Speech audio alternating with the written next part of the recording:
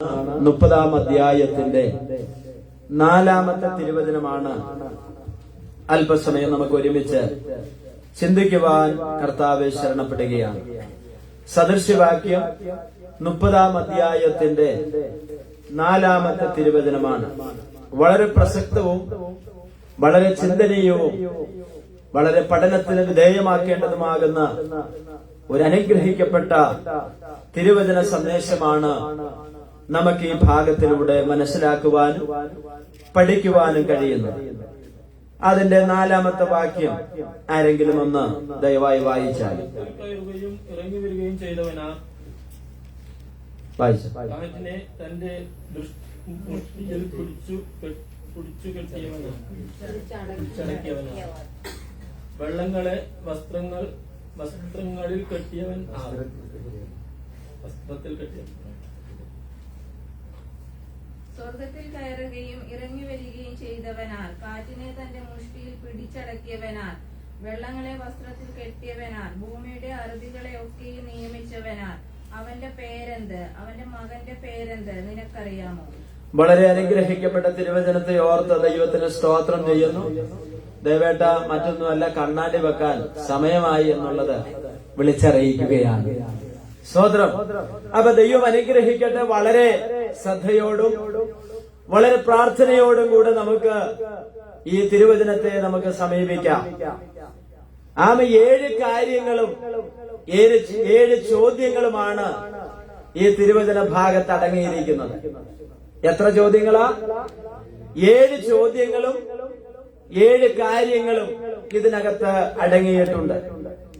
എന്നാൽ ഇതിന്റെ എഴുത്തുകാരൻ എന്ന് പറയുന്നത് യാക്കയുടെ മകനാകുന്ന ആഖൂർ എന്ന് പറയുന്ന ആമനൊരു ദൈവമനുഷ്യനാണ് ഈ ചോദ്യങ്ങൾ ചോദിക്കുന്നത്, ഈ കാര്യങ്ങൾ പറയുന്നത്. അദ്ദേഹം ശലോമോനെ പോലെ വലിയ പ്രസക്തനൊന്നുമല്ലെങ്കിലും ആമൻ അറിയപ്പെടുന്ന ആളല്ലെങ്കിലും ആമൻ ദൈവാശ്രയം തനിക്കുള്ളത് കൊണ്ട് വളരെ വിലപ്പെട്ടതും വളരെ മൂല്യമുള്ളതുമാകുന്ന, നാം അറിയേണ്ടതും അറിഞ്ഞിരിക്കേണ്ടതുമാകുന്ന പരിശുദ്ധാത്മാവ് തന്റെ ഹൃദയത്തിൽ കൊടുത്ത നിയോഗമാണ് ഈ 30-ാം അധ്യായത്തിൽ രേഖപ്പെടുത്തിയിരിക്കുന്നത്. അത് നമ്മുടെ ചിന്തകൾക്ക് അനുഗ്രഹമായി തീരട്ടെ. ആഖൂര് ആമ ചോദിക്കുന്ന ചോദ്യത്തിന് ആമനൊരു ഉത്തരം പറയേണ്ടത് താൻ തന്നെയാണ്. ഇത് നമ്മോടുള്ള ചോദ്യമാണെങ്കിൽ നമുക്ക് ആ ചോദ്യത്തിനുള്ള ഉത്തരവും കണ്ടുപിടിക്കേണ്ടത് ആരുടെ ചുമതലയാണ്? നമ്മുടെ ചുമതലയാണ്. എന്നാൽ എനിക്കറിയാവുന്നതും എന്നെ ചിന്തിപ്പിച്ചതുമാകുന്ന ഉത്തരങ്ങൾ നിങ്ങളുമായി തുടർന്ന് ഞാൻ പങ്കുവെക്കുവാൻ ആഗ്രഹിക്കുകയാണ്. ആഖൂരന്റെ പിതാവാണ് എന്താ? യാക്കേ. ആ യാക്കേ എന്ന് പറഞ്ഞാൽ അതിന്റെ അർത്ഥം എന്ന് പറയുന്നത് ദൈവഭയമുള്ളവൻ എന്നാണ്. എന്താണ്? ദൈവഭയമുള്ളവൻ. ഒന്നുകൂടി പറഞ്ഞാൽ അനുസരണമുള്ളവൻ എന്നാണ്. അപ്പൊ നോക്കിയേ, ഇവിടെ പറയുകയാണ് ഈ മനുഷ്യൻ അവൻ എന്താ പറയുന്ന, സ്വർഗത്തിൽ കയറുകയും ഇറങ്ങി വരികയും ചെയ്തവൻ ആര്? 1-ാമത്തെ ചോദ്യമാണ്. ഈ 1-ാമത്തെ ചോദ്യത്തിനുള്ള മറുപടി ദൈവവചനം നമുക്ക് നൽകി തരുന്നുണ്ട്. 1 മുതൽ 7 വരെയുള്ള ചോദ്യത്തിനും ഉത്തരം ആരാണ് തരുന്നത്? ബൈബിൾ തന്നെയാണ് നൽകി തരുന്നത്. പ്രത്യേകം പ്രിയ കുഞ്ഞുങ്ങൾ ശ്രദ്ധിക്കണം. സ്തോത്രം. ആരാധന കഴിഞ്ഞിട്ട് നമുക്ക് എന്ത് ചെയ്യാം? വർത്താനമൊക്കെ പറയാം. അതുകൊണ്ട് നിങ്ങൾക്കും കൂടി വേണ്ടിയുള്ള ഒരു തിരുവചനമാണ്. സ്തോത്രം. അപ്പൊ നോക്കി, ഒന്ന് നാം മനസ്സിലാക്കണം, എങ്ങനെ വിശുദ്ധ ഗ്രന്ഥത്തിന്റെ ഭാഗമായി തീർന്നു എന്നുള്ളതാണ്. അതായത് താൻ യാഖൂർ എന്ന് പറയുന്ന ദൈവമനുഷ്യൻ വിശുദ്ധ ഗ്രന്ഥത്തിന്റെ ഒരു ഭാഗമായിട്ട് തീരാനിടയായി തീർന്നത് തന്റെ ജീവിതത്തിലുള്ള വിശേഷമായിട്ടുള്ള ഗുണങ്ങളാണ്. എന്താണ്? തന്റെ ജീവിതത്തിൽ ഉണ്ടായ വിശിഷ്ടമായതും ശ്രേഷ്ഠതയേറിയ ഗുണങ്ങളാണ്. ആഖൂരിന്റെ ഗുണങ്ങൾ എന്താണെന്ന് അറിയാമോ? ആഖൂരിനെ പറ്റി കേട്ടിട്ടുണ്ടോ? ഇല്ല. ഇല്ലെങ്കിൽ ഇന്ന് നമ്മൾ കേൾക്കുക. ഇന്ന് നമ്മൾ എന്തുകൊണ്ടിരിക്കുക? കേട്ടോണ്ടിരിക്കുക. സദൃശ്യവാക്യങ്ങൾ എന്ന് പറയുന്ന പുസ്തകം 1 മുതൽ 31 വരെയുള്ള അധ്യായങ്ങളുണ്ട്. ഞാനിവിടെ പല സന്ദർഭങ്ങളിലും പറഞ്ഞിട്ടുണ്ട്. 1 മാസം ഓരോ അധ്യായം വെച്ച് വായിക്കാനുള്ള അധ്യായമാണ് ആരിവിടെ എഴുതി വെച്ചിരിക്കുന്നത്? ശലോമോനും ഇങ്ങനെയുള്ള എഴുത്തുകാരും ഒക്കെ എഴുതി വെച്ചിരിക്കുന്നത്. വളരെ പ്രസക്തവും നമ്മുടെ കുടുംബത്തിനും നമ്മുടെ തലമുറയ്ക്കും മാതാപിതാക്കൾക്കും ഒക്കെ ഇത് വളരെ പ്രയോജനപ്പെടുവാനിടയായിത്തീരും. പ്രയോജനപ്പെടണമെങ്കിൽ ഇത് തുറന്ന് നമ്മൾ എന്ത് ചെയ്യണം? വായിക്കണം. എന്ത് ചെയ്യണം? വായിക്കുവാനിടയായിത്തീരണം. നോക്കിയേ, ഈ മനുഷ്യന് അങ്ങേയറ്റത്തെ വിലയുമുള്ള ഒരാളായിരുന്നു. ആരാണ്? ആഖൂർ എന്ന് പറയുന്ന ഈ മനുഷ്യൻ അങ്ങേയറ്റം എന്ന് പറഞ്ഞാൽ അതിന്റെ അപ്പുറത്തൊരു വാക്ക് എനിക്കറിയത്തില്ല. ആമൻ എത്രത്തോളം വിനയം തനിക്കുണ്ടോ അത്രത്തോളം താൻ ദൈവ സന്നിധാനത്തിൽ വിനയമുള്ളൊരു ആളായിരുന്നു. അതിന്റെ 2ാമത്തെ വാക്യത്തിലാണ് അദ്ദേഹത്തിന് വിനയമുണ്ടോ എന്നുള്ള കാര്യം എന്ത് ചെയ്യുന്നത്? സൂചിപ്പിക്കുന്നത്. 2ാമത്തെ വാക്യം വായിച്ചാൽ നോക്കിക്കേ, ആരെങ്കിലും പറയുന്ന ഒരു വാക്കാണോ അത്?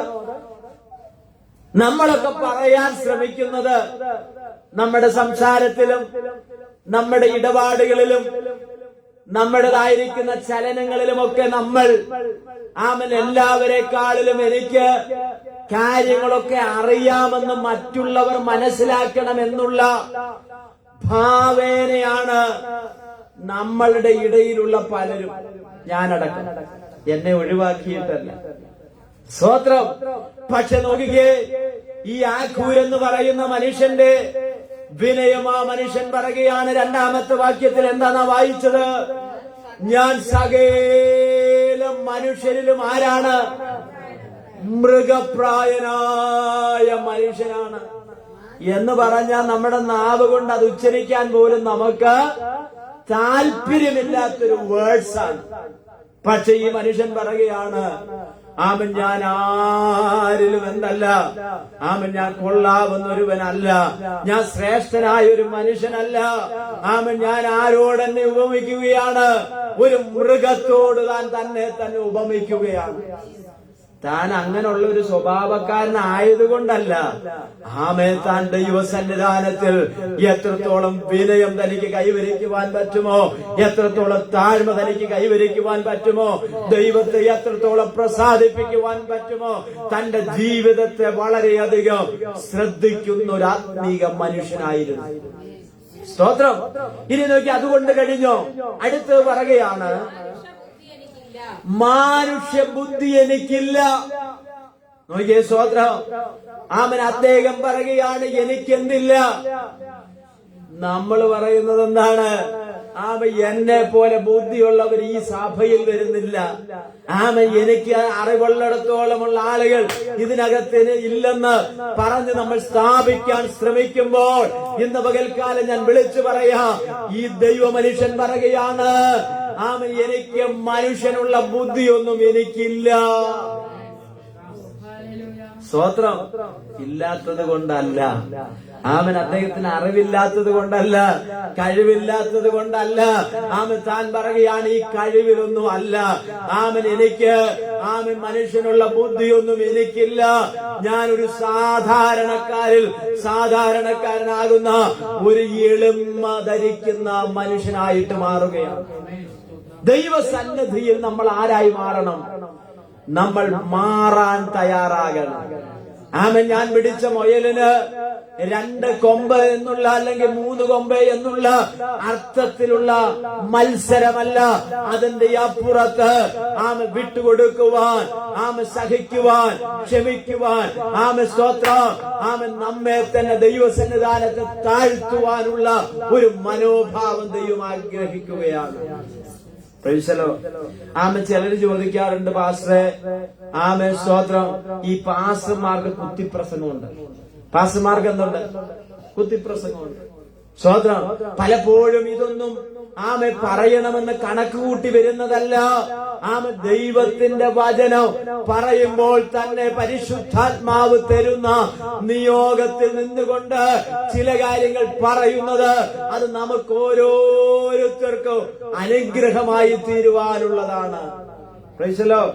അപ്പൊ നോക്കിയ മാനുഷിക ബുദ്ധി എനിക്കില്ല. അടുത്തത് പറയുകയാണ്, ഞാൻ ആരല്ല, ഞാൻ വലിയ വിദ്യാഭ്യാസമുള്ള ആളൊന്നുമല്ല. ആമ ജ്ഞാനം അഭ്യസിച്ചിട്ടില്ല എന്ന് പറഞ്ഞാൽ എന്തല്ല, ആമ വിദ്യാഭ്യാസം കുറവുള്ള ആളാണ്. എന്നെ നിങ്ങൾ വലിയൊരു ആമ വിദ്യാസമ്പന്നനായിട്ടൊന്നും എന്ത് ചെയ്യരുത്, കണക്കാക്കരുത്. ആമൻ എനിക്കെന്തില്ല, ആമൻ ജ്ഞാനം അഭ്യസിച്ചിട്ടില്ല. അടുത്തത് എന്താ പറയുന്നത്, പരിശുദ്ധനായവനാകുന്ന ദൈവത്തിന്റെ പരിജ്ഞാനവും എനിക്കില്ല. പക്ഷെ നിങ്ങളൊന്ന് നോക്കണം, ഈ അധ്യായം ആമൻ 1-ാമത്തെ വാക്യം മുതൽ ആമൻ 33-ാമത്തെ വാക്യം വരെ നിങ്ങൾ വായിച്ചാൽ, പ്രിയമുള്ള ദൈവമക്കളെ, ആമൻ നമ്മളെ ചിന്തിപ്പിക്കുന്ന ഒട്ടനവധി കാര്യങ്ങൾ താൻ എഴുതുവാൻ തനിക്ക് ജ്ഞാനം എവിടെ നിന്ന് ലഭിച്ചു എന്നറിയാമോ? സ്വർഗത്തിലെ ദൈവം ആമൻ തനിക്ക് പരിജ്ഞാനത്താലും പരിശുദ്ധാത്മാവിന്റെ ശക്തിയാലും തനിക്ക് ലഭിക്കുവാനിടയായി തീർന്നു. നൂറ്റാണ്ടുകൾക്ക് മുൻപേ എഴുതി വെച്ച ഈ തിരുവചനം അന്ന് മാത്രമല്ല ഇന്നും നമ്മെ ചിന്തിപ്പിക്കുന്നതാണെങ്കിൽ അതിനകത്ത് ഒളിഞ്ഞിരിക്കുന്ന ആത്മീയ മർമ്മം എന്തെന്ന് ചോദിച്ചാൽ ആമൻ പരിശുദ്ധാത്മാവിന് മാത്രമേ അത് അറിയുകയുള്ളൂ. നമ്മുടെ ഹൃദയത്തെ പിടിച്ചു കുലുക്കുന്ന, നമ്മുടെ ഹൃദയത്തോട് സംസാരിക്കുന്ന, നമ്മുടെ നെഞ്ചിലേക്ക് ചാട്ടുളി പോലെ പതിക്കുന്ന തിരുവചന സന്ദേശമാണ് ഇതിൽ എന്ത് ചെയ്തിരിക്കുന്നത്, ഉല്ലേഖനം ചെയ്തിരിക്കുന്നത്. എന്നിട്ടും ആ മനുഷ്യൻ പറയുകയാണ്, ആമൻ എനിക്ക് വേണ്ടതുപോലെ എന്തില്ല, ബുദ്ധി എനിക്കില്ല. ഞാൻ സകല മനുഷ്യനും ഒരു മൃഗപ്രായനായ മനുഷ്യനാണ്. എനിക്ക് പരിജ്ഞാനം കുറവാണ്. ഞാൻ വിദ്യ അഭ്യസിച്ചിട്ടില്ല എന്ന് പറഞ്ഞാൽ തന്നെ എത്രത്തോളം ദൈവസന്നിധാനത്ത് വിനയപ്പെടുത്തുവാൻ കഴിയുമോ അത്രത്തോളം താൻ തന്നെ തന്നെ വിനയപ്പെടുത്തുകയാണ്. പ്രൈസലോ. ആമെ പ്രസംഗിച്ച് കേട്ടിട്ടുണ്ട്. ആമെ വലിയ വലിയ സഭകളിലൊക്കെ ആമെ ഉന്നത ഉദ്യോഗസ്ഥന്മാരൊക്കെ ആമെ വരുന്നു. ആമൻ അവിടുത്തെ ആമൻ സ്തോത്രം ഒരു ആമെ വലിയ ആമെ സ്തോത്രം ആരാ ഈ ഫ്ലൈറ്റ് ഓടിക്കുന്ന പൈലറ്റ്, സ്തോത്രം. പൈലറ്റ് വന്ന സഭയിലെ ബാത്റൂം കഴുകുമെന്ന്. പൈലറ്റ് വന്ന് താൻ കൂടി വരുന്ന സഭയുടെ ബാത്റൂം ആമൻ നമ്മുടെ മക്കൾ അത് ചെയ്യണമെങ്കിൽ നമ്മളത് കാണിച്ചു കൊടുക്കണം. ഒന്നുകൂടെ ഞാൻ ആവർത്തിച്ച് പറയാം. ആമൻ ദൈവത്തിന്റെ ജ്ഞാനത്തിന്റെ മുൻപിൽ ഞാൻ ഒന്നുമല്ല എന്ന് തന്റെ തിരിച്ചറിവാണ് തന്നെ ഈ വിനയത്തിലേക്ക് നയിക്കുവാനിടയായി തീരുന്നത്. പ്രിയമുള്ള ദൈവമക്കളെ, ദൈവത്തിന്റെ ജ്ഞാനത്തിന്റെ മുൻപിൽ നമ്മൾ ആരുമല്ല. ആമൻ നമ്മൾ ജനിക്കുന്നതിന് മുൻപേ നമ്മുടെ അമ്മയുടെ ഉദരത്തിൽ നാം ഉരുവാകുന്നതിന് മുൻപേ ആമൻ സ്തോത്രം നിന്നെ കുറിച്ച് ആമൻ എഴുതി വെച്ചിരിക്കുന്ന ഒരു ദൈവം. ആ ദൈവത്തിന്റെ ജ്ഞാനം, പരിജ്ഞാനം, ആമൻ ആ ദൈവത്തിന്റെ ആഴമേറിയ അറിവെന്ന് പറയുന്നത് നമുക്ക് ഗ്രഹിക്കുവാൻ കഴിയുന്നതിലും അപ്പുറമാണ്. സ്തോത്രം. അതുകൊണ്ടാണ് ആമൻ അമ്മയുടെ ഉദരത്തിൽ ഉരുവാകുന്നതിന് മുൻപേ ഞാൻ നിന്നെ അറിഞ്ഞു. ആമൻ ലോകം കാണുന്നതിന് മുൻപേ, ഒരു ഡോക്ടറെ കാണുന്നതിന് മുൻപേ, ഒരു അമ്മ അറിയുന്നതിന് മുൻപേ, ഒരു അപ്പൻ അറിയുന്നതിന് മുൻപേ ആമൻ നമ്മെ അറിഞ്ഞൊരു ദൈവം. നമ്മെ മാത്രമല്ല ആമൻ നമ്മുടെ കുടുംബത്തെ അറിയുന്നൊരു ദൈവം. നമ്മുടെ കുടുംബത്തെ മാത്രമല്ല, നമുക്ക് ദൈവം തന്ന തലമുറയെ അറിയുന്നൊരു ദൈവം. ഇന്ന് പകൽക്കാലം ആ ദൈവത്തിന്റെ മുൻപിലാണ് ഞാൻ നിങ്ങളുമായിരിക്കുന്നത്. അതുകൊണ്ട് ഈ മനുഷ്യൻ പറയുകയാണ്, ദൈവത്തിന്റെ ജ്ഞാനത്തിന്റെ മുൻപിൽ എന്റെ അറിവോ എന്റെ കഴിവോ ഒന്നുമല്ല എന്ന് താൻ തിരിച്ചറിഞ്ഞു. ബൈബിളിലെ ഏറ്റവും മനോഹരമായ ഒരു പ്രാർത്ഥന ഈ ഭാഗത്ത് രേഖപ്പെടുത്തിയിട്ടുണ്ട്.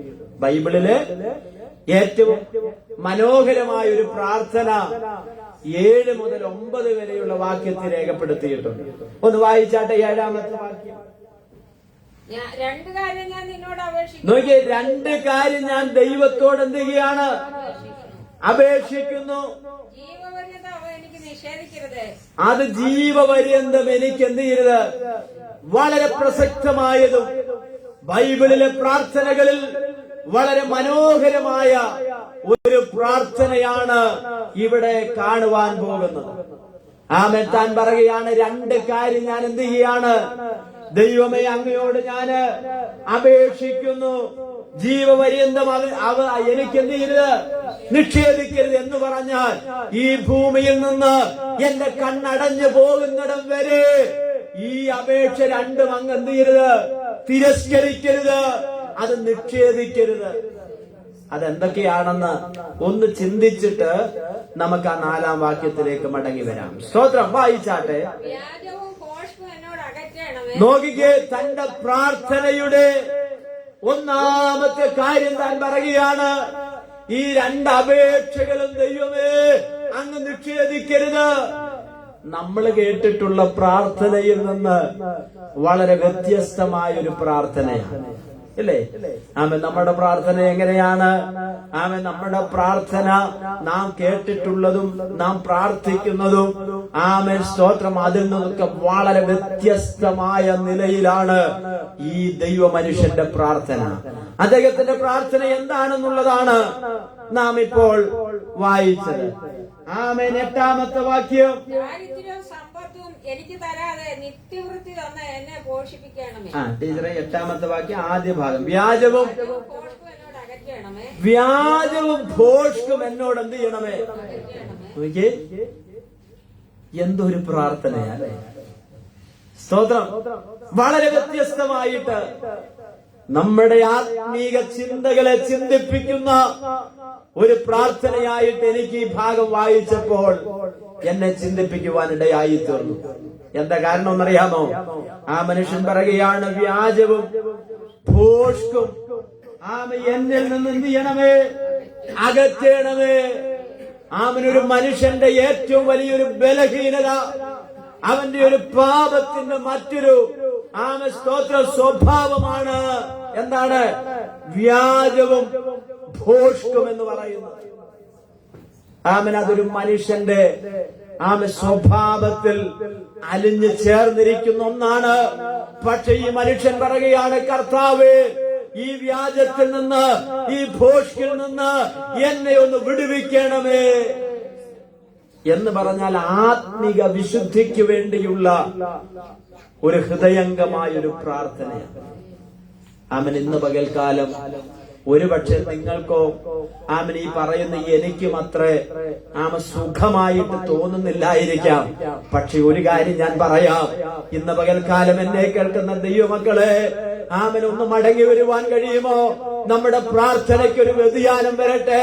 കർത്താവേ, വ്യാജത്തിൽ നിന്ന്, ഭോഷ്കിൽ നിന്ന് എന്നെ ഒന്ന് വിടുവിക്കണമെന്ന് ഇന്ന് പകൽക്കാലം പ്രാർത്ഥിച്ചാൽ ഇന്നത്തെ ആരാധന വിജയിച്ചു. ക്രൈസ്തലോ, നമ്മുടെ പ്രാർത്ഥന ഒന്ന് ടേൺ ചെയ്യുവാൻ കഴിയുമോ? ഒന്ന് മാറ്റിയതിന്റെ റൂട്ടിനെ ഒന്ന് വിടാൻ കഴിയുമോ? നമുക്കൊന്ന് പ്രാർത്ഥിക്കാൻ കഴിയുമോ? കർത്താവെ, വ്യാജത്തിൽ നിന്ന് എന്നെ വിടുവിക്കണമേ, ഭോഷ്കിൽ നിന്ന് എന്നെ വിടുവിക്കണമേ, എന്നെ അതിൽ നിന്ന് അകറ്റണമേ.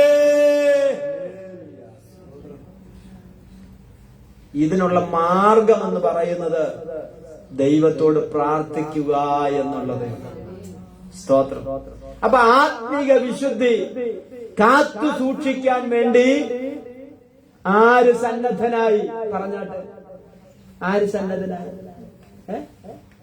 ഇപ്പൊ ആരുടെ കാര്യം നമ്മൾ പറഞ്ഞുകൊണ്ടിരിക്കുന്നത്? ആഗൂരിന്റെ കാര്യം. അപ്പൊ അദ്ദേഹത്തിന്റെ പ്രാർത്ഥനയുടെ ഒന്നാമത്തെ ഭാഗമാണ് നമ്മൾ ചിന്തിക്കുന്നത്. ആ ഒന്നാമത്തെ ഭാഗത്തിന്റെ രണ്ട് കാര്യമാണ് ഞാൻ പറഞ്ഞുകൊണ്ടിരിക്കുന്നത്. ഒന്നെന്താണ്? ഉറക്കെ പറഞ്ഞാട്ടെ, ഒന്ന് ഉറക്കെ പറഞ്ഞാട്ടെ. വ്യാജവും. നിങ്ങൾ ഇവിടെ ശ്രദ്ധിക്കണം. ഏഞ്ചല ഇങ്ങോട്ട് നോക്കൂ. എല്ലാരും ഇങ്ങോട്ട് നോക്കിയിരിക്കണം. കുറച്ച് സമയം ശ്രദ്ധിച്ചിരുന്നോണം, ചോദ്യം വരൂട്ടോ ചെല്ലു. അപ്പൊ വ്യാജവും ഭോഷ്കിൽ നിന്നും എന്നെ എന്ത് ചെയ്യണമേ? വിടുവിക്കണമേ എന്നാര് പ്രാർത്ഥിക്കുക? ആ ഭൂര് പ്രാർത്ഥിക്കുക. നമ്മളെങ്ങനെ പ്രാർത്ഥിക്കുന്ന? കർത്താവേ, എന്റെ പപ്പയ്ക്ക് വേണ്ടി, എന്റെ മമ്മിക്ക് വേണ്ടി, എന്റെ ഇന്നാൾക്ക് വേണ്ടി, എന്റെ ചേട്ടന് വേണ്ടി, ചേച്ചിക്ക് വേണ്ടി, അനിയത്തിക്ക് വേണ്ടി, പിന്നെ പാസ്റ്റർക്ക് വേണ്ടി, കുടുംബത്തിന് വേണ്ടി, സഭയ്ക്ക് വേണ്ടി, സ്തോത്രം, ഹല്ലേലൂയ, ആമേൻ. പിന്നെ ചിലര് കുറച്ചും കൂടി വിശാലമായിട്ട് പ്രാർത്ഥിക്കും. ചിലര് പിന്നെ അവിടുന്ന് കുറച്ചെന്ത് ചെയ്യും? വിശാലമായിട്ട് എന്ത് ചെയ്യും? പ്രാർത്ഥിക്കും. അപ്പൊ നോക്കി, എന്നാൽ ഈ മനുഷ്യന്റെ പ്രാർത്ഥന പറയുകയാണ്, ഒരു ആത്മീക വിശുദ്ധി കാത്തു സൂക്ഷിക്കുവാനുള്ള തന്റെ ഹൃദയത്തിലെ ആഴമേറിയ ആഗ്രഹം നിമിത്തം താൻ പറയുകയാണ്. എന്താ പറയുന്നത്? ആമേൻ. ഭോഷ്കിൽ നിന്നും വ്യാജത്തിൽ നിന്നും എന്നെ എന്ത് ചെയ്യണം? വിടുവിക്കണമേ. സ്തോത്രം, ആമേൻ. അടുത്ത എന്താ പറയുന്ന? അടുത്ത കാര്യം ഹൃദയശുദ്ധിയും സത്യസന്ധതയുമാണ് ദൈവമായിട്ടുള്ള ബന്ധത്തിന്റെ അടിസ്ഥാനം എന്ന് പറയുന്നത്. ഹൃദയശുദ്ധിയും സത്യസന്ധതയുമാണ് ദൈവമായിട്ടുള്ള ബന്ധത്തിന്റെ അടിസ്ഥാനം എന്ന് പറയുന്നത്. സ്തോത്രം, ഹല്ലേലൂയ. ദൈവമായിട്ടൊരു ബന്ധം നമുക്കുണ്ടാകണമെങ്കിൽ രണ്ട് കാര്യങ്ങൾ ഉണ്ടായിരിക്കണം. ഒന്നെന്താണ്? സത്യസന്ധത. രണ്ടെന്താണ്? ഹൃദയത്തിന്റെ ശുദ്ധി.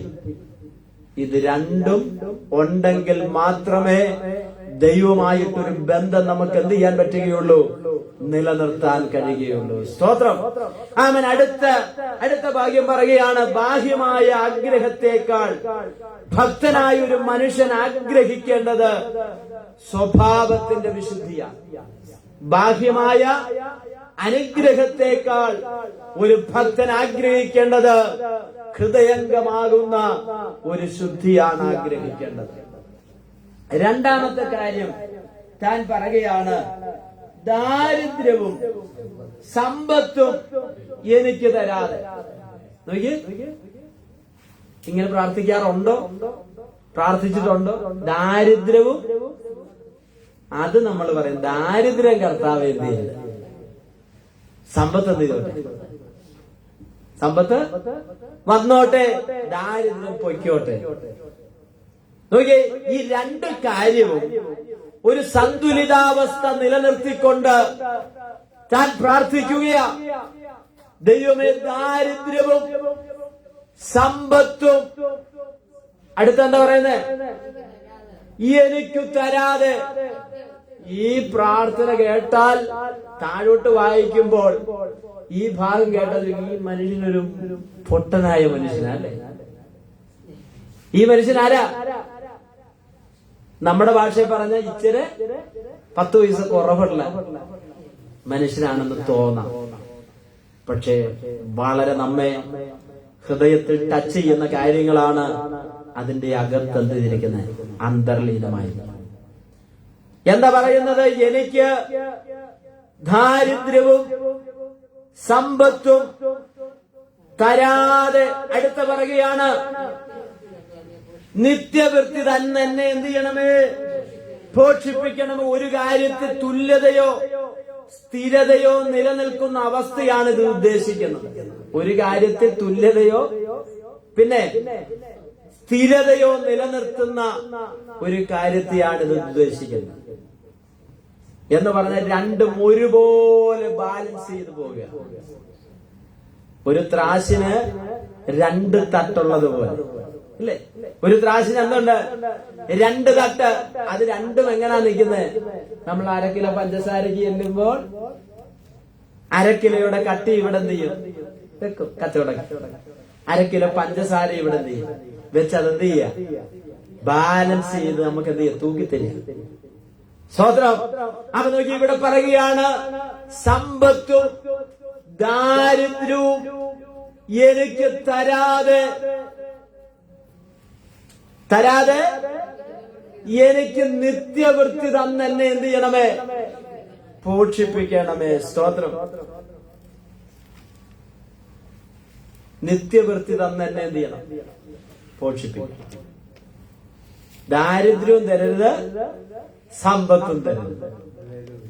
അതുകൊണ്ടാണ് യേശു കർത്താവ് പുതിയ നിയമത്തിലേക്ക് വരുമ്പോ പറയുകയാണ്, അന്നന്നത്തേത് നിനക്ക് ഇന്നെന്താണ് ആവശ്യം അത് നൽകി തരാൻ ഞാൻ. അത് പറഞ്ഞാ വിളിച്ചത്. എന്താ പറഞ്ഞ്? ബാങ്കില് 50 ലക്ഷം തരാന്ന് പറഞ്ഞല്ല വിളിച്ചത്. തന്നെങ്കിൽ വാങ്ങിക്കോ, സന്തോഷം. സ്വോത്രം. കിട്ടിയെങ്കിൽ സ്വോത്രം പറഞ്ഞ് അനുഭവിക്കാം. പക്ഷെ കർത്താവ് പറഞ്ഞത്, നിനക്ക് അന്നന്ന് വേണ്ടുന്നത് നൽകിത്തരാം. ഇന്ന് എന്താണ് വേണ്ടത് അത് നിനക്ക് ഞാൻ എന്ത് ചെയ്യും. ഇനിയും ഇങ്ങനെ ഈ മനുഷ്യൻ പറയാനുള്ള കാരണമൊന്ന് ഞാൻ പറയാം, ഇല്ലേ? അതായത് ദാരിദ്ര്യവും സമ്പത്തും എനിക്ക് തരാതെ എനിക്ക് ആഹാരം തന്നെ എന്ത് ചെയ്യണം, പോഷിപ്പിക്കും. ഇതിനകത്ത് ചില അപകടങ്ങൾ പതിയിരിക്കുന്നു. അതുകൊണ്ടാണ് താൻ അങ്ങനെ പ്രാർത്ഥിക്കുന്നത്. സമ്പത്തിന്റെ അപകടം എന്താണെന്നറിയാമോ? 9-ാമത്തെ വാക്യം വായിച്ച് നോക്കിയേ. അദ്ദേഹം പറയുകയാണ്, സമ്പത്തിൽ അടങ്ങിയിരിക്കുന്ന ഒരു അപകടമുണ്ട്. എന്താണെന്നറിയാമോ? താൻ പറയുകയാണ്, ഞാൻ തൃപ്തനായി തീർന്നിട്ട് ചോദിക്കാം, ഞാനൊരു സമ്പന്നനായി തീർന്നാൽ, ഞാനൊരു കോടീശ്വരനായി തീർന്നാൽ, ആമേൻ, സ്തോത്രം, ആമേൻ, ദൈവത്തെ നിഷേധിപ്പാൻ ഇടയായി തീരും. ആമേൻ, സ്തോത്രം. ദൈവം നമുക്ക് തരുന്ന സാഹചര്യങ്ങൾ നമ്മൾ അനുഭവിക്കുകയും അപ്പോൾ തന്നെ മറ്റുള്ളവർക്കോ അത് അനുഗ്രഹമായിട്ട് നമ്മൾ ഷെയർ ചെയ്യുന്നത് അത് അനുഗ്രഹമാണ്. സ്തോത്രം. പല ആളുകൾക്കും ഞാൻ പറയാം, പ്രത്യേകിച്ച് നമ്മുടെ ആത്മീയ ഗോളത്തിലാണ് ഷെയറിങ് ധാരാളം നടക്കുന്നത്, അല്ലേ? ഒരുപാട് ദൈവമക്കൾ ആമൻ ഉള്ളവരും ആമൻ ഇല്ലാത്തവരെ സഹായിക്കുന്ന ഒത്തിരി ആമൻ നമ്മുടെ പെന്തക്കോസ്ത് ഗോളത്തിലാണ് നടക്കുന്നത്. സ്തോത്രം. ആമൻ ഉള്ളതുപോലെ ആമൻ ഒത്തിരി ആളുകളെ സഹായിക്കുന്ന ദൈവമക്കളുമാണ്. ആമൻ അത് നമ്മുടെ സഭകളിലുമുണ്ട്. അതിനുവേണ്ടി ദൈവം ചിലരെ എന്ത് ചെയ്യുക, ആക്കി വെച്ചിരിക്കുകയാണ്. എന്നാൽ നോക്കൂ, ആമൻ ഈ ഇദ്ദേഹത്തിന്റെ പ്രാർത്ഥന പറയുകയാണ്, ചിലരെ സമ്പത്ത് അപകടത്തിലേക്ക് കൊണ്ടുവന്നെത്തിക്കും. എന്താ കാരണം എന്നറിയാമോ? ആമൻ സമ്പത്ത് ആമൻ സ്തോത്രമായി കഴിഞ്ഞാൽ ആമൻ ദൈവത്തെ നിഷേധിപ്പാനിടയായിത്തീരും. ഞാൻ പല സന്ദർഭങ്ങളിലും പറയാറുണ്ട്, ആമൻ നമ്മുടെ ഓരോരുത്തരുടെയും മാനസിക അവസ്ഥയും നമ്മുടെ മനസ്സിന്റെ അവസ്ഥകളുമൊക്കെ അറിഞ്ഞിട്ടാണ് ദൈവം ഇപ്പോൾ നമ്മുടെ കയ്യിൽ ഓരോന്നും തന്നിരിക്കുന്നത്. ആണോ? നിങ്ങൾ യോജിക്കുമോ എന്ന് എനിക്ക് അറിയില്ല. ഞാൻ വിശ്വസിക്കുന്നു, എനിക്ക് ഇപ്പത്തെ ലെവലിൽ എന്നെ ആക്കി വെച്ചിരിക്കുന്ന ആരാ? ദൈവം. ഇത് കൂടുതൽ എനിക്ക് തന്നു കഴിഞ്ഞാൽ ഞാൻ ഈ പരിപാടിക്കൊന്നും ചിലപ്പോൾ നിൽക്കത്തില്ലെന്ന് ആർക്കറിയാം? ദൈവത്തിനാണ്. എന്നെ പറയുമ്പോ കുഴപ്പമില്ല. സ്തോത്രം. ഇവിടെ ഇരിക്കുന്ന നമ്മളോട് ഓരോരുത്തരോടുമുള്ള ബന്ധത്തിൽ ആ എല്ലാ സുഖ സൗകര്യങ്ങളും നമുക്ക് ദൈവം തന്നു കഴിഞ്ഞാൽ ചിലപ്പോൾ നമ്മുടെ ചെയർ കാലിയായിരിക്കും. സ്തോത്രം. സ്തോത്രം. 1 കോടി നമുക്ക് അടിച്ചാൽ സ്തോത്രം, പിറ്റത്തെ ആഴ്ച ആളെ എന്ത് ചെയ്യണ്ട. ഹല്ലേലൂയ. നമ്മുടെ പിള്ളേരുടെ കയ്യിൽ നമ്മൾ ബ്ലേഡ് കൊടുക്കുന്നത്, കത്തി കൊടുക്കുന്നത് എപ്പോഴാ? അവരതിനെ എപ്പോഴാണ് ഉപയോഗിക്കാൻ പഠിക്കുന്നത് അപ്പോഴാ. ഡിബോണ് വന്നിട്ട് പറയാ, പാസ് ഒരു ബ്ലേഡ് ഇങ്ങെടുത്ത് തന്നേന്ന് പറഞ്ഞാൽ ഞാൻ കൊടുക്കൂ. ആ സമയത്ത് ഒലിവ വന്ന് ചോദിക്കുകയാണെങ്കിൽ ഞാൻ എന്ത് ചെയ്യും? കൊടുക്കും. എന്താ കാരണം? ആമെ ഡിബോണ് ആമെ ബ്ലേഡ് എടുത്തു കഴിഞ്ഞാൽ ചിലപ്പോ എന്ത് ചെയ്യും? ആ സമയത്ത് തിരിച്ചറിവ് പ്രാപിച്ച ജിനു വന്ന് ചോദിക്കാം, പാസ്റ്റർ ഒരു മടാളം എടുത്തു തന്നെന്ന് പറഞ്ഞാൽ ഞാൻ എന്ത് ചെയ്യും എന്ന് പറഞ്ഞാൽ അവർക്കറിയാം അതുകൊണ്ടുള്ള ഉപയോഗം. സ്തോത്രം. എന്നതുപോലെ ദൈവം നമ്മുടെ കൈകളിൽ ഓരോന്നും തരുന്നത് നമ്മുടെ മാനസികാവസ്ഥയോ നമ്മളെ കൊണ്ടത് കൈകാര്യം ചെയ്യാൻ എത്രത്തോളം പ്രാപ്തിയുണ്ടെന്ന് അറിഞ്ഞത്. മറ്റുള്ളവർക്ക് കൊടുക്കാൻ നമുക്ക് മനസ്സില്ലെങ്കിൽ ദൈവം തരത്തില്ല. സ്തോത്രം. മറ്റുള്ളവർക്കും കൂടി എന്തായി മാറണം? അനുഗ്രഹമായി മാറണം. നോക്കി, ഈ മനുഷ്യൻ പറയുകയാണ്, എന്താണ്? ഞാൻ സമ്പന്നനായിട്ട് ദൈവത്തെ നിഷേധിക്കാൻ ഒരിക്കലും ദൈവമേ എന്നെ ഇടയാക്കരുത്. എത്ര വളരെ ചിന്തിപ്പിക്കുന്ന വേദഭാഗമാണ്. നോക്കി, മത്തായി സുവിശേഷത്തിലേക്ക് ഒന്ന് വന്നാട്ടെ. മത്തായി സുവിശേഷം 6:24 വാക്യം ഒന്ന് വായിച്ച്. ഒരാള് ആവർത്തന പുസ്തകം 8-ാം അധ്യായത്തിന്റെ 12-ാമത്തെ വാക്യോടെ, രണ്ട് യജമാനന്മാരെ സേവിപ്പാൻ ആർക്കും കഴിയുകയില്ല. ഒരുത്തനെ പകച്ച് മറ്റവനെ സ്നേഹിക്കും, പറ്റിച്ചേർന്ന് മറ്റവനെ നിരസിക്കും. നിങ്ങൾക്ക് ദൈവത്തെയും മാമോനെയും സേവിപ്പാൻ കഴിയില്ല. നോക്കിയ ദൈവമക്കളെ വളരെ ശ്രദ്ധിക്കണം. നിങ്ങൾക്ക് ദൈവത്തെയും മാമോനെയും, ഈ മാമോൻ എന്ന് പറഞ്ഞാൽ ഈ ലോകത്തിലെ ഒരു സമ്പത്തിനോടും കൂടി അതിനെ എന്ത് ചെയ്യാൻ പറ്റും? താരതമ്യം ചെയ്യാൻ പറ്റും. കർത്താവായ യേശുക്രിസ്തു 40 ദിനരാത്രങ്ങൾ പ്രാർത്ഥിച്ച് ഉപവസിച്ച് ആത്മാവിനാൽ മരുഭൂമിയിലേക്ക് നടത്തപ്പെട്ട യേശുവിന്റെ അടുക്കൽ ആര് വന്നു? പിശാച് അടുത്ത് വന്നു. അടുത്ത് വന്നിട്ട് പറഞ്ഞൊരു കാര്യമുണ്ട്, ഈ കാണുന്ന കല്ലിനോട് അപ്പമാകാൻ പറയാൻ പറഞ്ഞു. വളരെ കറക്റ്റ് ടൈമിങ്ങാ. ശത്രു യേശുവിന്റെ അടുക്കൽ വന്നത് കറക്റ്റ് ടൈമിങ്ങിനാ. കാരണം ആര് വിശന്നിരിക്കുക? യേശു വിശന്നിരിക്കുക. വിശക്കുന്ന ആൾക്ക് അപ്പവും വെള്ളവും എന്താണ് ആവശ്യമാണ്. അപ്പൊ യേശു പറഞ്ഞാൽ അങ്ങനെ സംഭവിക്കുമെന്നും ആർക്കറിയാം? പിശാചിനറിയാം. അപ്പൊ പിശാച് പറയുകയാണ്, ഈ കല്ലിനോട് അപ്പമാകാൻ പറയാൻ പറഞ്ഞപ്പോൾ യേശു പറഞ്ഞു, മനുഷ്യൻ അപ്പം കൊണ്ട് മാത്രമല്ല ദൈവത്തിന്റെ വായിൽ നിന്ന് വരുന്ന സകല വചനം കൊണ്ടും എന്ത് ചെയ്യുന്നു? ശത്രു കൊണ്ടുവന്ന ആ പോരാട്ടത്തെ കർത്താവ് എന്ത് ചെയ്തു? വചനം കൊണ്ട് അതിനെ എന്ത് ചെയ്തു? നേരിട്ടു. പിശാച് കൊണ്ടുവരുന്ന ആയുധങ്ങളുടെ മുൻപിൽ നമ്മുടെ മാനുഷികമാകുന്ന ശക്തി കൊണ്ട് അതിനെ ജയിക്കാൻ പറ്റത്തില്ല. സ്തോത്രം. ഇവിടുത്തെ എന്തെങ്കിലും മെറ്റീരിയൽ കൊണ്ട് അതിനെ എന്ത് ചെയ്യാൻ പറ്റില്ല? ജയിക്കാൻ കഴിയുകയില്ല. അതിന്റെ അപ്പുറത്ത് ജയിക്കാൻ കഴിയുന്നത് ദൈവത്തിന്റെ വചനത്താലാണ്. അതുകൊണ്ട് യേശു കർത്താവ് എന്ത് ചെയ്തു? ഒന്നാമത് വന്ന പരീക്ഷയെ ജയിച്ചു. രണ്ടാമത് വന്ന പരീക്ഷ എന്താ? നീ ഗോപുരത്തിന്റെ മുകളിൽ നിന്ന് എന്ത് ചെയ്യാ? ഈ ഉയരമുള്ള സ്ഥലത്ത് നിന്ന് നീ താഴേക്ക് ചാടുക. അങ്ങനെ നീ ചാടിയാൽ നിന്നെ കാപ്പാൻ ദൂതന്മാരെ കൽപ്പിക്കുക. സ്തോത്രം. അടുത്തത് പറയുകയാണ്, ഇത് രണ്ടിന്റെ മുൻപിൽ ആര് തോറ്റുപോയി? സാത്താൻ തോറ്റു. അപ്പൊ പറയും ഒന്നും കൂടെ. മൂന്നാമത്തെ എന്താണെന്നറിയാമോ?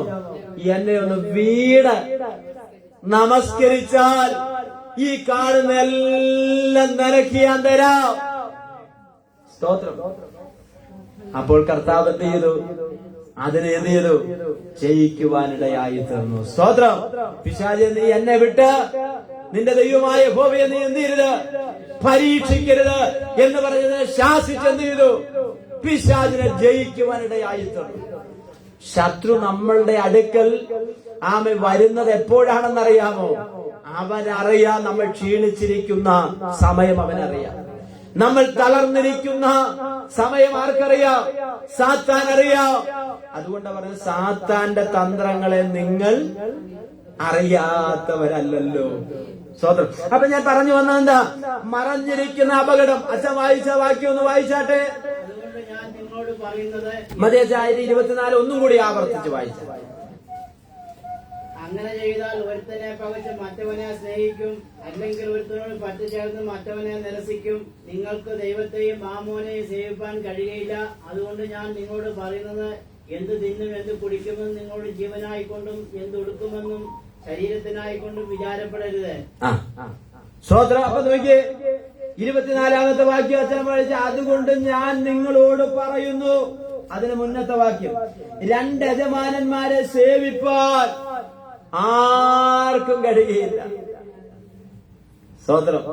2 യജമാനനെ ഒരുപോലെ സ്നേഹിക്കാൻ പറ്റും, സേവിപ്പാൻ പറ്റും? കഴിയത്തില്ല. എന്നിട്ട് പറയുകയാണ്, അങ്ങനെ ചെയ്താൽ ഒരുത്തനെ പകച്ച് മറ്റവനെ സ്നേഹിക്കും, അല്ലെങ്കിൽ ഒരുത്തനോട് പറ്റിച്ചേർന്ന് മറ്റവനെ നിരസിക്കും. നിങ്ങൾക്ക് ദൈവത്തെയും മാമോനെ സേവിപ്പാൻ കഴിയുകയില്ല. സ്തോത്രം. ഇന്ന് രണ്ടും വേണമെന്ന് ആഗ്രഹിക്കുന്ന ആൾക്കാരുണ്ട്. എങ്ങനെ? രണ്ടും വേണം. പ്രാർത്ഥനയും വേണം, സ്തോത്രവും വേണം, ഹല്ലേലൂയയും വേണം. അപ്പൊ തന്നെ എന്ത് ചെയ്യണം? നമ്മൾ വിട്ടേച്ചു പോകുന്ന പല കാര്യങ്ങളും. നിങ്ങൾ ആരും ഒന്നും മിണ്ടുന്നില്ല. പല്ലി കൊക്കി, ഈയോ സ്തോത്രം, സത്യം. പൂച്ച ചാടി, വ്യാഴാഴ്ച മാത്രം കല്യാണം നടത്തും. തിങ്കളും ചൊവ്വയൊക്കെ മോശം. പൂരത്തിന് പറമ്പിൽ പോയുള്ളൂ, വെറുതെ പോയതാ. ഞാനിപ്പോ അതിലെ പോയെന്നുള്ളൂ. നിങ്ങൾ അതിലെ പോയെന്നതിന് കുഴപ്പമൊന്നുമില്ല. നിങ്ങൾ അവിടുത്തെ തുള്ളല് കാണാനാ പോകുന്നെങ്കിൽ സാത്താൻ നിങ്ങളുടെ അകത്ത് കയറും. സ്തോത്രം. പിന്നെന്താ? അടിയന്തരം, പെലെ, 28, 38, പിന്നെ എല്ലാ പരിപാടിയും. ഇതൊക്കെ വിട്ടേച്ച് പോകുന്നതാണെങ്കിലും മാമോനെയും ദൈവത്തെയും ഒരുപോലെ സ്നേഹിക്കാൻ പറ്റില്ല. 2 യജമാനന്മാരെ സേവിക്കാൻ ഒരുപോലെ എന്ത് ചെയ്യത്തില്ല? പറ്റത്തില്ലെന്ന തിരുവചനം പറയുന്നു. അപ്പൊ നോക്കിയേ, അത് നമ്മൾ വായിച്ച് 6:24.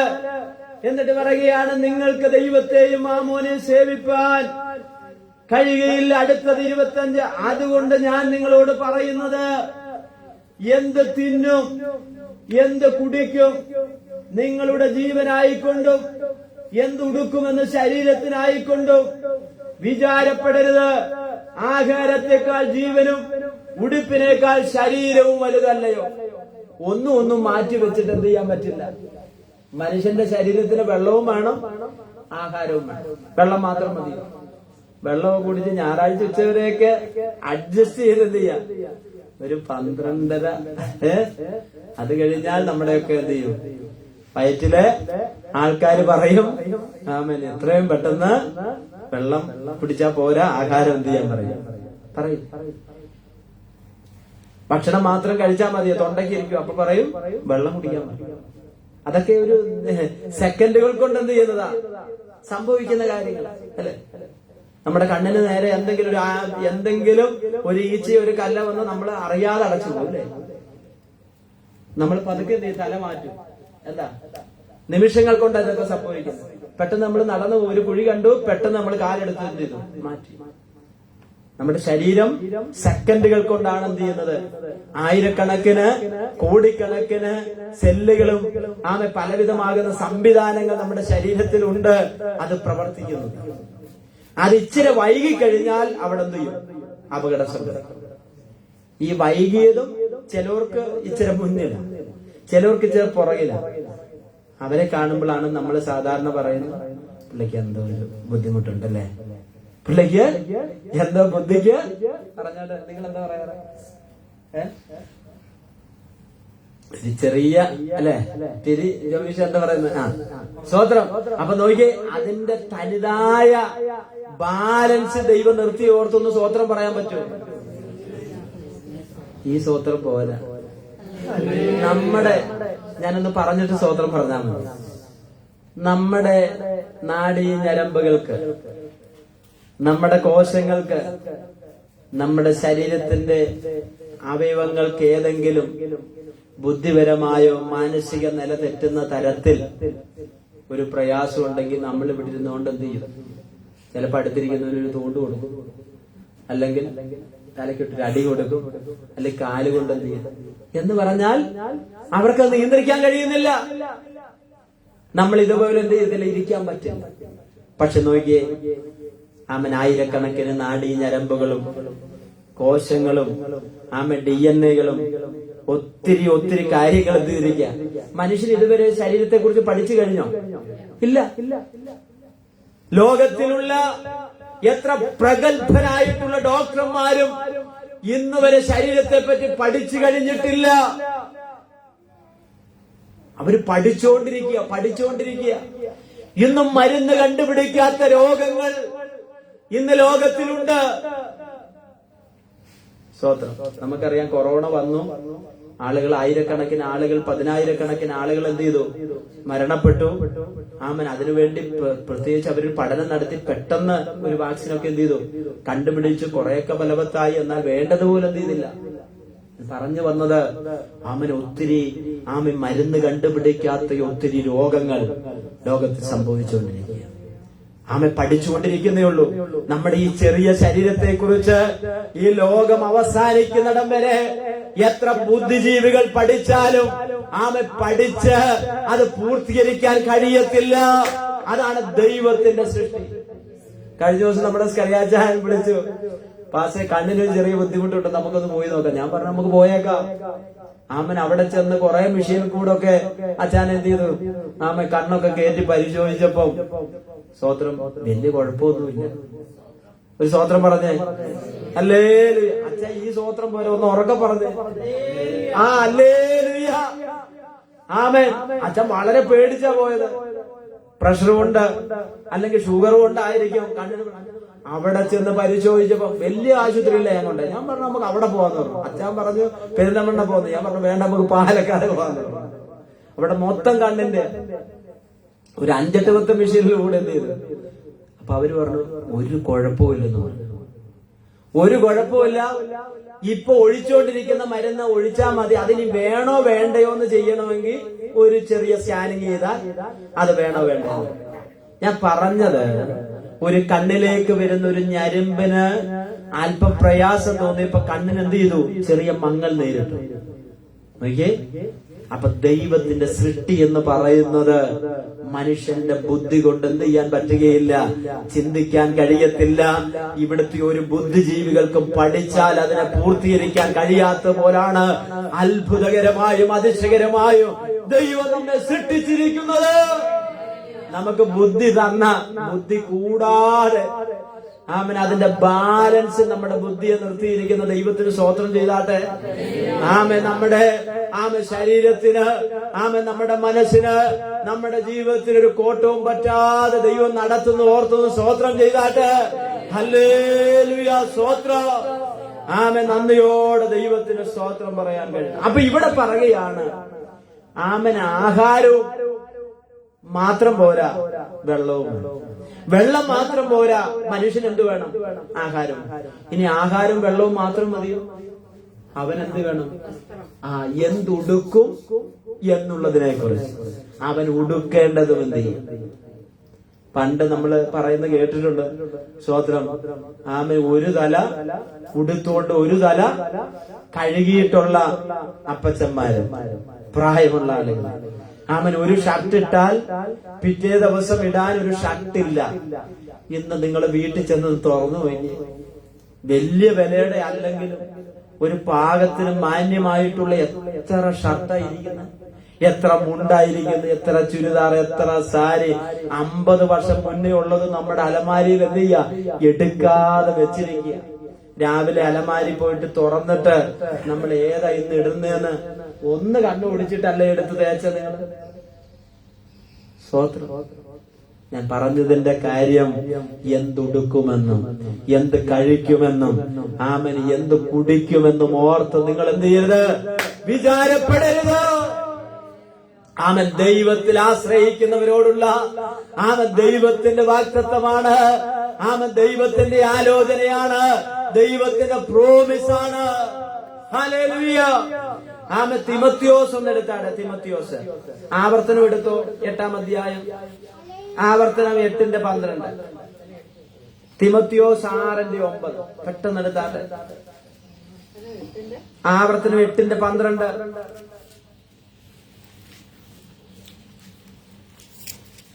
അവന്റെ കൽപ്പനകളും വിധികളും ചട്ടങ്ങളും അലക്ഷ്യമാകാതിരിപ്പാനും അവന്റെ കൽപ്പനകളും വിധികളും ചട്ടങ്ങളും അലക്ഷ്യമാക്കാതെ ഇരിപ്പാനും നീ ഭക്ഷിച്ച് തൃപ്തി പ്രാപിച്ച് നല്ല വീടുകൾ പണിത് അവയിൽ പാർക്കുമ്പോഴും നിന്റെ ആടുമാടുകൾ പെരുകി നിനക്ക് വെള്ളയും പൊന്നും ഏറി നിനക്കുള്ളതൊക്കെയും വർദ്ധിക്കുമ്പോഴും നിന്റെ ഹൃദയം നിഗളിക്കാതിരിപ്പാനും നിന്നെ അടിമ വീടായ മിസ്രൈമിൽ നിന്ന് പുറപ്പെടുവിക്കുകയും അഗ്നിസർപ്പവും തേളും വെള്ളമില്ലാതെ വളർച്ചയും ഭയങ്കരവുമായ മരുഭൂമിയിൽ കൂടി നിന്നെ കൊണ്ടുവരികയും തീക്കൽ പാറയിൽ നിന്ന് നിനക്ക് വെള്ളം പുറപ്പെടുവിക്കുകയും നിന്നെ താഴ്ത്തി പരീക്ഷിച്ച് പിൽക്കാലത്ത് നിനക്ക് നന്മ ചെയ്യേണ്ടതിന് മരുഭൂമിയിൽ നിന്റെ പിതാക്കന്മാർ അറിയാത്ത മന്ന കൊണ്ട് പോഷിപ്പിക്കുകയും ചെയ്ത നിന്റെ ദൈവമായ യഹോവയെ നീ മറന്ന് എന്റെ ശക്തിയോ എന്റെ കൈയുടെ ബലവും ഈ സമ്പത്തുണ്ടാക്കിയെന്ന് നിന്റെ ഹൃദയത്തിൽ പറയാതിരിപ്പാനും സൂക്ഷിച്ചുകൊള്ളുവീൻ. ഇസ്രായേൽ മക്കളോടുള്ള ഒരു സന്ദേശം എന്ത് ചെയ്യാണ്? പരിശുദ്ധാത്മാവ് കൈമാറുകയാണ്. നീ ആയിരുന്ന അവസ്ഥകൾ, നിന്നെ നടത്തിയ വിധങ്ങൾ, നിന്നെ കൊണ്ടുവന്ന വഴികൾ, നിന്നെ എവിടെ കൊണ്ടുവന്നെത്തിച്ചു, നീ ഇപ്പോൾ അനുഭവിക്കുന്ന നന്മകൾ, ഇതൊക്കെ നീ അനുഭവിക്കുമ്പോൾ ഒരിക്കലും പറയരുത് ഇതെന്റെ കൈയുടെ ബലം കൊണ്ടാണ്, എന്റെ കഴിവ് കൊണ്ടാണ്, എന്റെ മക്കളുടെ മിടുക്ക് കൊണ്ടാണ് എന്ന് പറയുവാൻ പാടില്ല. ദൈവമാണ് ഇതിന്റെ ഉടമസ്ഥൻ എന്ന് പറയുവാൻ കഴിയണം. ഓരോന്നും എടുത്തു പറയുക, ഓരോന്നും എന്ത് ചെയ്യുക? എടുത്തു പറയുക. എന്നിട്ട് പറയുകയാണ്, നിന്നെ കൊണ്ടുവന്ന ദൈവത്തെ നീ മറന്നെന്ത് ചെയ്യരുത്, യാത്ര ചെയ്യരുത്. നമ്മൾ എത്ര ഉയർന്നാൽ, എത്ര നന്മകൾ നമ്മൾ പ്രാപിച്ചാൽ, എത്ര അനുഗ്രഹങ്ങൾക്ക് നമ്മൾ ഉടമസ്ഥനായിരുന്നാലും ദൈവം കൊണ്ടുവന്ന വഴികൾ ദൈവമക്കളെ മറക്കരുത്.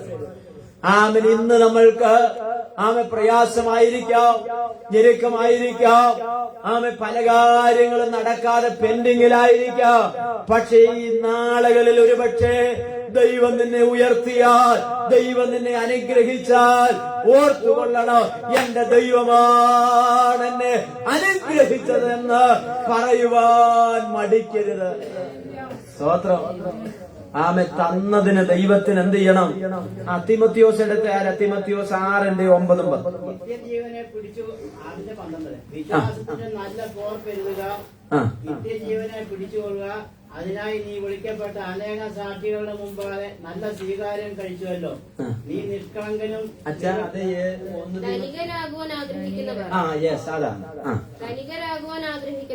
ധനികരാകുവാൻ ആഗ്രഹിക്കുന്നവർ പരീക്ഷയിലും കെണിയിലും കുടുങ്ങുകയും മുങ്ങിപ്പോകുവാൻ ഇടവരുന്ന ദോഷകരവുമായ പല മോഹങ്ങൾക്കും ഇരയായി തീരുകയും ചെയ്യുന്നു. പെട്ടെന്ന് പണക്കാരനാകുവാൻ, പെട്ടെന്ന് കോടീശ്വരനാകുവാൻ, പെട്ടെന്ന് അവനുള്ള ദുരാഗ്രഹം എന്ത് ചെയ്യുന്നറിയാമോ? അവനെ അപകടത്തിലും കണിയിലും കൊണ്ടുവന്ന് എന്ത് ചെയ്യുവാനിടയായിത്തീരും? കുടുക്കുവാനിടയായിത്തീരും. സ്തോത്രം. ചില ആളുകള് ദേശം വിട്ടുവരെ പോകേണ്ട അവസ്ഥകൾ ഉണ്ടാവും, അല്ലേ? പെട്ടെന്ന് ഇന്നാണെങ്കിൽ സോഷ്യൽ മീഡിയയിൽ ഇന്റർനെറ്റ് യുഗമാണ്. ഇതിലൂടെ പെട്ടെന്ന് പണക്കാരനാകുവാൻ വേണ്ടി ആളുകൾ പല കാര്യങ്ങൾ ചെയ്ത് പക്ഷേ പിന്നീട് അതെന്തായി? അപകടത്തിലും കുടുക്കിലും കെണിയിലും ചെന്ന് ലാസ്റ്റ് ജയിലിൽ പോയി കിടക്കേണ്ട ഗതികേട് വരെ എന്ത് ചെയ്യും? ഉണ്ടാകും. അതുകൊണ്ട് ഇത് നമുക്ക് ബുദ്ധി ഉപദേശിക്കുകയാണ്. അന്നന്ന് നിനക്ക് വേണ്ടുന്നതൊക്കെ ദൈവം നൽകി തരുവാൻ വിശ്വസ്തനാണ്. ഒരുപാട് വാക്യങ്ങൾ ഞാൻ എന്ത് ചെയ്തിട്ടുണ്ട്? രേഖപ്പെടുത്തി. വായിപ്പിക്കുന്നില്ല, സമയം മുൻപോട്ട് പോയല്ലോ. ഇവിടെ സങ്കീർത്തനക്കാരൻ പറഞ്ഞതാണ്, ദാരിദ്ര്യവും സമ്പത്തും നൽകാതെ എനിക്ക് ആവശ്യമായ ആഹാരം തന്നെ എന്ത് ചെയ്യണമേ? പോഷിപ്പിക്കണമേ. സ്തോത്രം. വളരെ അർത്ഥവത്തായിട്ടുണ്ട്. ഇനിയും സമ്പത്തിന്റെ അപകടമാണ്. ഇനി ദാരിദ്ര്യത്തിനും എന്തുണ്ട്? അപകടമുണ്ട്. ഒരു 15 മിനിറ്റ് കൂടി ഞാൻ പറയാം. ദാരിദ്ര്യത്തിനും അപകടമുണ്ട്. വായിച്ചാട്ടെ 9-ാമത്തെ വാക്യം. ദരിദ്രനായി, ശ്രദ്ധിക്കണം കേട്ടോ, വളരെ ശ്രദ്ധിക്കണം. പിള്ളേര് പ്രത്യേകം ശ്രദ്ധിക്കണം. നിങ്ങൾ വളർന്നു വരുന്ന ആളുകളാണ്. +2 കഴിഞ്ഞ് നേഴ്സിംഗ് പഠിച്ച് സ്വത്രം ഹല്ലേലൂയ പൈസയൊക്കെ ഉണ്ടാക്കി എന്തെങ്കിലുമൊക്കെ അല്ലെങ്കിൽ നിങ്ങളുടെ ഹൃദയത്തിൽ ആഗ്രഹം ഇല്ല, ദൈവം സാധിപ്പിക്കട്ടെ, ദൈവം സാധിപ്പിക്കട്ടെ. നിങ്ങളുടെ ആഗ്രഹങ്ങളൊക്കെ എന്തൊക്കെയാ പിന്നീട് പറഞ്ഞാൽ സ്വത്രം. ദൈവം അത് സാധിപ്പിക്കട്ടെ. ഇവിടെ പറയണ ദരിദ്രനായി തീർന്നാലും എന്തുണ്ട്? അപകടമുണ്ട്. സമ്പന്നനായി തീർന്നാലും എന്തുണ്ട്? അപകടമുണ്ട്. ദരിദ്രനായി തീർന്നാലും എന്തുണ്ട്? അപകടമുണ്ട്. 9-ാമത്തെ വാക്യം. ദരിദ്രനായി തീർന്നിട്ട് മോഷ്ടിച്ച് സ്തോത്രം.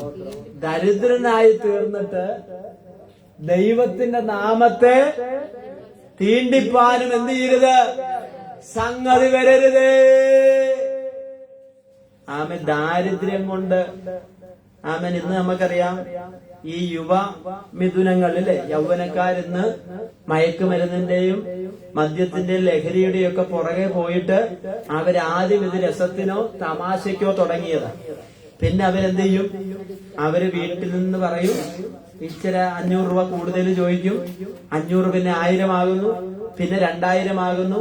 അവര് പഠിക്കുന്ന സ്ഥലത്തായിരിക്കും, അവർക്ക് ഇത് അയച്ചു കൊടുക്കുന്നു. വല്ലാതെ പണം ചോദിക്കുമ്പോ വീട്ടുകാരെന്ത് ചെയ്യും? കൊടുപ്പ് നിർത്തും. കൊടുപ്പ് നിർത്തി കഴിയുമ്പോ അവൻ കൂട്ടുകാരോട് എന്ത് ചെയ്യുന്നു? കടം ചോദിക്കുന്നു. അങ്ങനെ കൂട്ടുകാര് കൊടുക്കുന്നു. പിന്നെ കൂട്ടുകാര് തിരിച്ചു കൊടുക്കാതെ വരുമ്പോ കൊടുക്കാതാകുന്നു. അപ്പൊ അവരുടെ പോക്കറ്റിൽ നിന്ന് എന്ത് ചെയ്യുന്നു? മോഷ്ടിക്കുന്നു. അങ്ങനെ എന്ത് ചെയ്യുന്നു? പിടിക്കപ്പെടുന്നു. നോക്കിയേ, അപകടങ്ങൾ പതുങ്ങിയിരിക്കുക. ഞാൻ പറയുന്നത് നമ്മുടെ കുഞ്ഞുങ്ങളും വളർന്ന് വലുതായി വരുന്നവരാണ്. ഇന്നല്ലെങ്കിൽ നാളെ മറ്റ് സംസ്ഥാനങ്ങളിലോ കേരളത്തിലോ മറ്റ് ഇടങ്ങളിലൊക്കെ പറഞ്ഞയച്ചവരെ പഠിപ്പിക്കേണ്ടവരാണ് നമ്മൾ. നമ്മൾ വളരെ ഭയപ്പെടണം. നമ്മുടെ കുഞ്ഞുങ്ങൾ നല്ലവരായിരിക്കാം, അവര് കുഴപ്പക്കാരൊന്നും ആകത്തില്ല. പക്ഷെ അവരുടെ കൂടെ കൂടുന്ന കുഴപ്പക്കാരുണ്ടല്ലോ, അവര് കുഴപ്പത്തിൽ കൊണ്ടുപോയി ചാടിക്കും. അങ്ങനെ കുഴപ്പത്തിൽ പോയി ചാടാതിരിക്കണമെങ്കിൽ ഇപ്പോൾ ദൈവത്തിന്റെ വചനവും ദൈവാശ്രയവും ഉണ്ടെങ്കിൽ മാത്രമേ അതെന്ത് ചെയ്യുകയുള്ളൂ? അനുഗ്രഹമായിട്ട് മാറുകയുള്ളൂ. നമ്മുടെ കയ്യിൽ ഇവര് ഒരു +2 വരെയാണ്. +2 കഴിഞ്ഞു കഴിഞ്ഞാൽ അവരെന്ത് ചെയ്യാണ്? പല സ്ഥലങ്ങളിലേക്ക് പോകുന്നു. പിന്നെ ജീവിത അവസാനം വരെ എന്താണ്? അവർ നമ്മുടെ കയ്യിൽ നിന്ന് മറ്റ് ഇടങ്ങളിലേക്ക് മാറിപ്പോകുന്ന അവസ്ഥയാണ്. സ്തോത്രം. ഞാൻ പറഞ്ഞു വരുന്നത് ദാരിദ്ര്യത്തിന്റെ അപകടം എന്ന് പറയുന്നത് എന്താണെന്നറിയാമോ? ഒരു മനുഷ്യൻ ദരിദ്രനായി തീർന്നിട്ട് അവൻ മോഷ്ടിച്ച് ദൈവത്തിന്റെ നാമം നിഷേധിപ്പാൻ, അല്ലെങ്കിൽ സ്തോത്രം ദൈവനാമത്തിന് മഹത്വം വരേണ്ടതിന് പകരം ദൈവനാമത്തിന് എന്തായി മാറും? ദോഷമായി മാറും. ദാരിദ്ര്യം എന്ന അവസ്ഥ മനുഷ്യനെ എത്തിച്ചേർക്കാവുന്ന ചില ആത്മീക ധാർമ്മിക അപകടങ്ങളെ കുറിച്ച് ദൈവവചനം നമുക്ക് എന്ത് ചെയ്യുന്നു? മുന്നറിയിപ്പ് നൽകി തരുന്നു. വിശപ്പും കഷ്ടപ്പാടും കാരണം മനുഷ്യൻ തെറ്റായ വഴികൾ തെരഞ്ഞെടുക്കാനുള്ള സാധ്യതകൾ ഏറെയാണ്. ശ്രദ്ധിക്കണം. വിശപ്പും പട്ടിണിയും വിശപ്പും കഷ്ടപ്പാടുകളും കാരണം അവൻ ദൈവിക വഴിയെ വിട്ട് മറ്റു വഴികൾ തെരഞ്ഞെടുക്കാൻ എന്തായിത്തീരും? കാരണമായിത്തീരും. അതുകൊണ്ടാണ് ആകൂര് പ്രാർത്ഥിക്കുകയാണ്, എനിക്ക് ദാരിദ്ര്യവും സമ്പത്തും നൽകാതെ. കണ്ടോ? ദാരിദ്ര്യവും സമ്പത്തും നൽകാതെ ദാരിദ്ര്യം മൂലം ജീവിക്കുവാൻ നിവർത്തിയില്ലാതെ വരുമ്പോൾ മനുഷ്യൻ മോഷണത്തിലേക്കോ അധാർമിക പ്രവൃത്തിയിലേക്കോ അവൻ എന്ത് ചെയ്യുകയാണ്? ആമേൻ, മാറുവാൻ പ്രലോഭിപ്പിക്കപ്പെടുകയാണ്. സ്തോത്രം. ഇനി നാളെ എന്ത് കഴിക്കും, എന്ത് ഉടുക്കും, എന്ത് കുടിക്കും എന്നതിനെ പറ്റി നമ്മൾ വായിച്ചു. 6:11 വാക്യം, മത്തായി 6:11. ഞങ്ങൾക്ക് ആവശ്യമുള്ള ആഹാരം ഇന്ന് ഞങ്ങൾക്ക് എന്ത് ചെയ്യണമേ? തരേണമേ. സ്തോത്രം. 6:11 വായിച്ച് ആവശ്യമുള്ള ആഹാരം ഇന്ന് തരണമേ. നോക്കിയേ, ഞങ്ങൾക്ക് ആവശ്യമുള്ള ആഹാരം ഇന്ന് തരേണമേ. ഞങ്ങളുടെ കടക്കാരോട് ഞങ്ങൾ ക്ഷമിച്ചതുപോലെ ഞങ്ങളുടെ കടങ്ങളെയും. നമ്മൾ ഈ പ്രാർത്ഥന പലപ്പോഴും ഒരു പാപം പിടിച്ച പ്രാർത്ഥനയായിട്ടാണ് കാണുന്നത്. പ്രത്യേകിച്ച് അവൻ നമ്മുടെ ബന്ധക്കോസുകൾ അല്ലേ? യേശു കർത്താവ് പഠിപ്പിച്ച ഈ പ്രാർത്ഥന, ആമേൻ, അത് പ്രാർത്ഥിക്കുന്നതുകൊണ്ട് തെറ്റുണ്ടോ? ഒരു തെറ്റുമില്ല. ആ പ്രാർത്ഥനയിൽ അടങ്ങിയിരിക്കുന്ന വലിയ ദൂതുകളുണ്ട്, ദൂതുകള്. പക്ഷെ ഇത് കാണാപ്പാടം പഠിച്ചിട്ട് പദ്യം പോലെ പറയുന്നതിൽ അർത്ഥമില്ല. ഇത് കാണാപ്പാടം പഠിച്ചിട്ട് ഇത് എപ്പോഴും ആവർത്തിച്ചൊരു പദ്യം പോലെ പാരായണം ചെയ്തുകൊണ്ട് അതിന് യാതൊരു അർത്ഥവുമില്ല. സ്വർഗസ്വനായ ഞങ്ങളുടെ പിതാവേ, അല്ലേ പ്രാർത്ഥന എന്ന് പറഞ്ഞാട്ടെ? സ്വർഗസ്വനായ ഞങ്ങളുടെ പിതാവേ. അപ്പൊ പിതാവേ എന്ന് വിളിക്കണമെങ്കിൽ പിതാവിന്റെ മകനായി മാറണം. വീട്ടിൽ അപ്പനുമായിട്ട് ബന്ധമില്ലെങ്കിൽ ആവശ്യം വരുമ്പോ അപ്പാന്ന് വിളിച്ച് അപ്പൻ പറയും പോടാ മോനെ എന്ന് പറയും, ഇല്ലേ? മോനെ നീ സ്തോത്രം, എനിക്ക് വേറെ മക്കളുണ്ടടാ എന്ന് പറയും. അപ്പൊ നോക്കിയ, സ്വർഗസ്ഥനായ ഞങ്ങളുടെ പിതാവ് എന്ന് വിളിക്കണമെങ്കിൽ അപ്പനും മകനുമായിട്ട് എന്തുണ്ടായിരിക്കണം? ഒരു അഭേദ്യമായ ബന്ധമുണ്ടായിരിക്കണം. സ്തോത്രം. ഇനി അടുത്തത് ഞാനൊന്നും വിവരിക്കുന്നില്ല. ആ സ്വർഗസ്ഥനായ ഞങ്ങളുടെ പിതാവേ, നിന്റെ രാജ്യം വരണമേ, നിന്റെ ഇഷ്ടം സ്വർഗത്തിലെ പോലെ ഭൂമിയിലും ആകണമേ. ഞങ്ങൾക്ക് ആവശ്യമുള്ള ആഹാരം ഇന്ന് തരണമേ. ഞങ്ങളുടെ കടക്കാരോട് ഞങ്ങൾ ക്ഷമിച്ചിരിക്കുന്നത് പോലെ ഞങ്ങളുടെ കടങ്ങളെ ഞങ്ങളോട് ക്ഷമിക്കണമേ. ഞങ്ങളെ പരീക്ഷയിൽ കടത്താതെ ദുഷ്ടങ്കിൽ നിന്ന് ഞങ്ങളെ വിടുവിക്കണമേ. രാജ്യവും ശക്തിയും മഹത്വവും എന്നേക്കും നിനക്കുള്ളതല്ലോ. അച്ഛാ, ഇനിയൊന്ന് ഓടിപ്പോകാതെ ഒന്ന് നിർത്തിയൊന്ന് വായിച്ചു. നല്ല വൃത്തിക്ക് വായിച്ചു. സ്തോത്രം. നിങ്ങൾ എല്ലാരും വൃത്തിക്കാ വായിക്കുന്നത്. സ്വർഗസ്ഥനായ ഞങ്ങളുടെ പിതാവേ, അത് ഞാൻ പറഞ്ഞു. അടുത്ത, നിന്റെ നാമം വിശുദ്ധീകരിക്കപ്പെടണമേ. നിന്റെ നാമം എന്ത് ചെയ്യട്ടെ? വിശുദ്ധീകരിക്കപ്പെടട്ടെ. ദൈവത്തിന്റെ നാമം നമ്മളിലൂടെ എന്ത് ചെയ്യണം? വിശുദ്ധീകരിക്കപ്പെടണം. എത്ര നല്ല പ്രാർത്ഥനയല്ലേ? എനിക്ക് സത്യത്തെ കാണാതെ അറിയത്തില്ല. സ്തോത്രം. കാരണം എനിക്ക് ഓർമ്മ വെച്ച സമയത്ത് ഞങ്ങള് പള്ളിയിൽ നിന്ന് ബന്ധക്കോസിലേക്ക് വന്നു. സ്തോത്രം.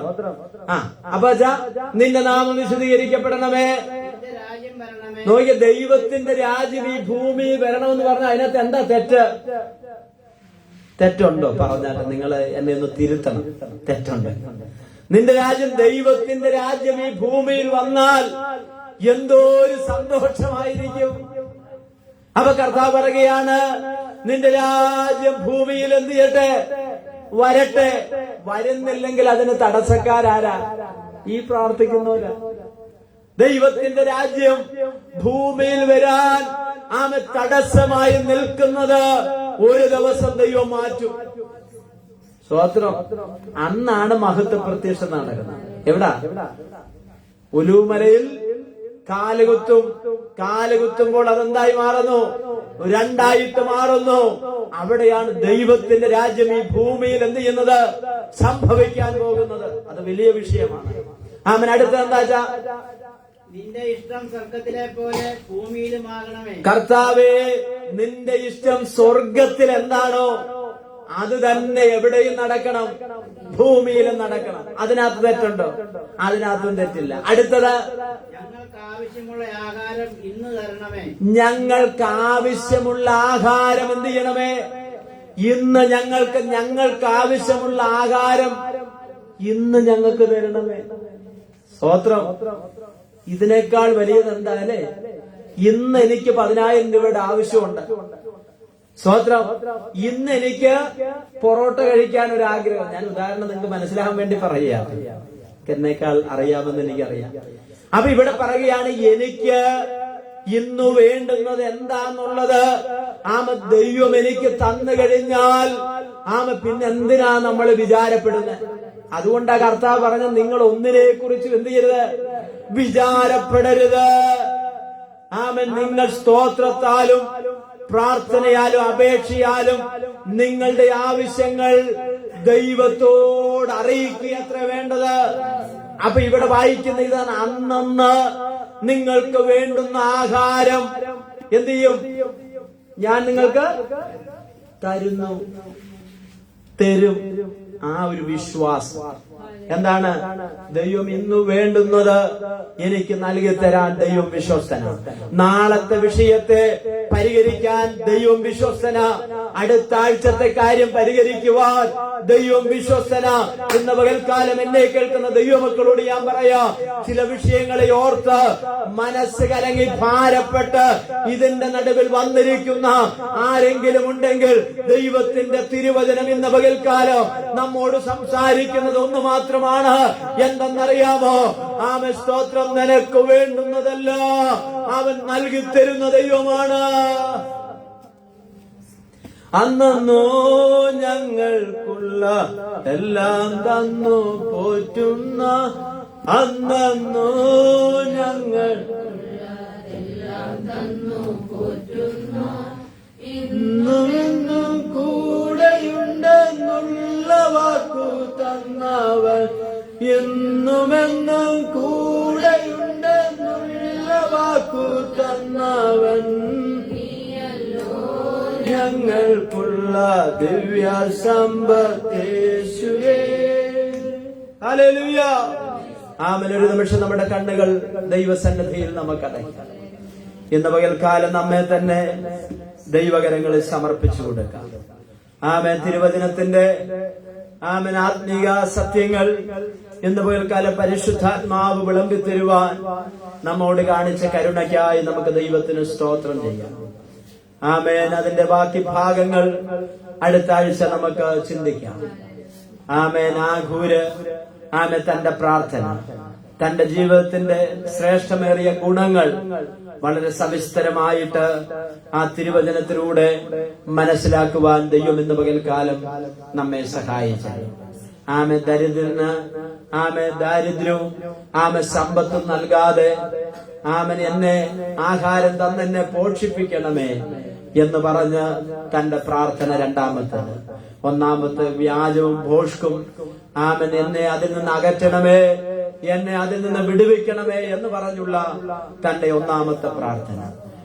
തന്റെ ജീവിതത്തിൽ വിനയവും സൗമ്യതയും താഴ്മയുമുള്ള ഒരു വലിയ ജീവിതത്തിന്റെ ഉടമയായിരുന്നു. താൻ പറയുകയാണ്, ഞാൻ മൃഗപ്രായനായ ഒരു മനുഷ്യനാണ്, എനിക്ക് വിദ്യാഭ്യാസം വേണ്ടതുപോലെയില്ല, ദൈവത്തിന്റെ പരിജ്ഞാനം ജ്ഞാനം എനിക്കില്ല എന്ന് പറഞ്ഞ് താൻ തന്നെ തന്നെ താഴ്ത്തുന്ന ഒരു മനോഭാവം. ഇന്ന് പകൽക്കാലം നമുക്കത് അനുഗ്രഹമായി തീരട്ടെ, നമുക്കത് നന്മയായി തീരട്ടെ. ദൈവകരങ്ങളിൽ സമർപ്പിക്കാം. പരിശുദ്ധ പിതാവേ, സ്വർഗീയ നല്ല കർത്താവേ, നല്ല നിമിഷത്തിനായി നന്ദി പറയുന്നു. ഇന്ന് പകൽക്കാലം ഞങ്ങളെ കേൾപ്പിച്ച ആലോചനയ്ക്കായി സ്തോത്രം. കർത്താവേ, ഇത് ഞങ്ങൾക്ക് അനുഗ്രഹമാക്കി തീർത്തോർത്ത് നന്ദി പറയുന്നു. യേശു ക്രിസ്തുവിന്റെ നാമത്തിൽ തന്നെ നമ്മുടെ കുഞ്ഞുങ്ങൾ മുൻപോട്ട് എഴുന്നേറ്റ്